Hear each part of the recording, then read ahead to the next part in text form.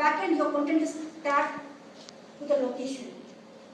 So there your location plays critical role, you know. So these, it's a simple, so therefore tagging for topics, tagging for locations, tagging for people is very, very critical if you want to have web presence.